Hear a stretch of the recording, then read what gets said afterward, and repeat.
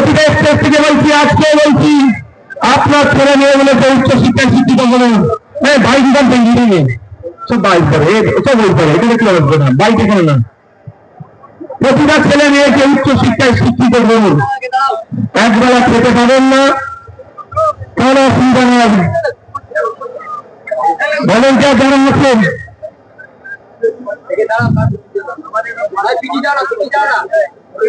উচ্চশিক্ষায় শিক্ষিত করুন।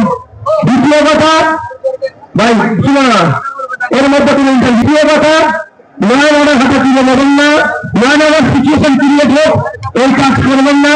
প্রশাসনকে আপনারা সহযোগিতা করবেন। আর একটা কথা বলবো, আপনারা কি শুনতে প্রস্তুত আছেন? হাত তুলুন যারা শুনবেন।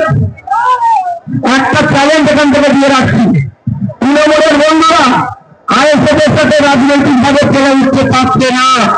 আইএসএফ এর বিশ্ববিদ্যালয়, শান্তিরাম মল্লিক, তাপস দা, নাসিরুদ্দিন মির্জা থেকে শুরু করে, আর লক্ষ্মীকান্ত হাসদা থেকে শুরু করে, কুতুব ভাই থেকে শুরু করে, আর সামির ভাই থেকে শুরু করে, সামিদা থেকে শুরু করে, যে নেতৃত্ব আছে এবং বুথ লেভেল পর্যন্ত যে নেতৃত্বরা আছে, তাদের সাথে যুক্তি তর্কে চলে উঠতে পারছে না।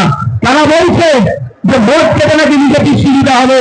আজকের এই শৈলীনার ময়দান থেকে তৃণমূলের সুপ্রিমোকে চ্যালেঞ্জ দিচ্ছি, একটা এগ্রিমেন্ট হোক, যে এগ্রিমেন্টে টিকার আব্বাস সিদ্দিকী আইএসএফ প্রতিষ্ঠাতা সই করবে, আর তৃণমূলের প্রতিষ্ঠাতা সম্মানীয় মাননীয় মমতা ব্যানার্জি সই করবে।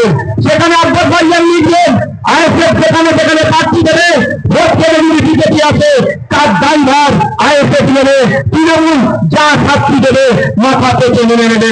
আর সে এগ্রিমেন্টে করে মমতা ব্যানার্জিকে নিজে সই করতে হবে, তৃণমূল যেখানে যেখানে প্রার্থী দেবে, ভোট কেটে যদি বিজেপি আছে, তার দায়ভার তৃণমূলের উপর বর্তাবে হবে। আর আইএসএফ যা শাস্তি দেবে গণতান্ত্রিক প্রক্রিয়ায় তৃণমূলকে মেনে নিতে হবে। এই চ্যালেঞ্জটা আজকে সন্ধিগুলার ময়দান থেকে দিয়ে রাখলাম।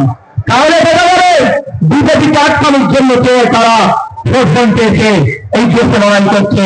আমরা অবশ্যগত বিজেপি এবং আইএসএফের বিরুদ্ধে আমাদের পরিবেশের রক্ষা, সে যে সম্মানীয় বাবা সাহেব আম্বেদকরের নাকি যে কথা বলেছে, একদম আমরা আদর্শগত ভাবে বিজেপি আইএসএফের বিরুদ্ধে গণতান্ত্রিক প্রক্রিয়া আমরা লড়াই সংগ্রাম জারি রাখবো। কিন্তু বাংলাতে এই বিজেপিকে যারা দায়িত্ব করে দিচ্ছে, যেই তৃণমূল ভোটকে নিয়ে লড়াই করছে, তাদের বিরুদ্ধে কোন অংশ লড়াই জারি কম আমরা রাখবো না। ধন্যবাদ সকলকে।